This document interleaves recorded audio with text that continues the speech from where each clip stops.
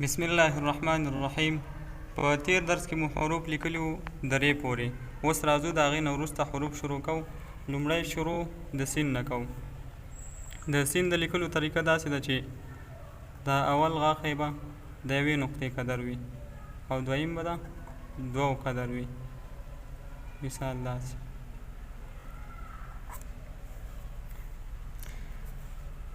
دلته اندازه به د دوه ټکو نه ښکته نه ځئ او دا د منځ اندازه هم د 5 نقطو قدر ده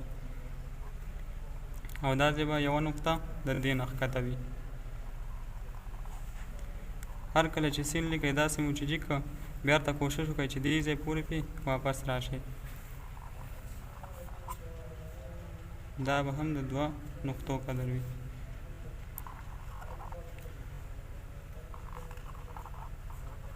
او دی د اوږده لیکلو طریقه ده. هر کله چې تاسو لیکئ چې اوږدې ولیکئ، چې غواړئ چې اوږدې ولیکئ داسې. اوس راځو د سواد لیکلو ته.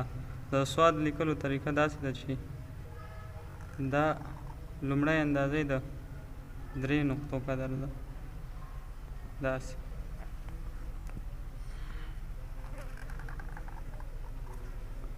او دلته د سین او د سواد اندازه بیا یوه ده.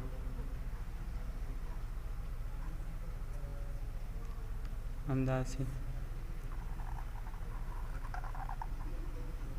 دا هم داسې اوږد لیکل کېږي. دا چې هر کله لیکئ کوشش وکئ داسې دا اړخ هم لږ جګ وي او دا هم جګ وي. داسې نه چې سیده راشئ او داسې د بې غوندې سیده وخوشېستئ.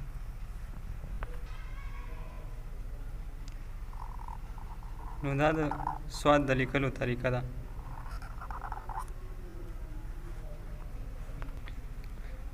اوس د توی لیکلو ته راځو. د توی لیکلو طریقه داسې ده.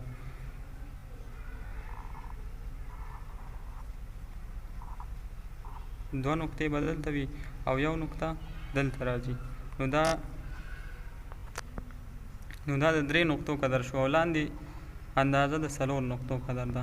د 4 نه به یې نه اوږدوئ او دلته د 1 نقطې قدر. نو دا د توی لیکلو طریقه ده. او دا الف پکې د 4 نقطو برابر کوئ داسې.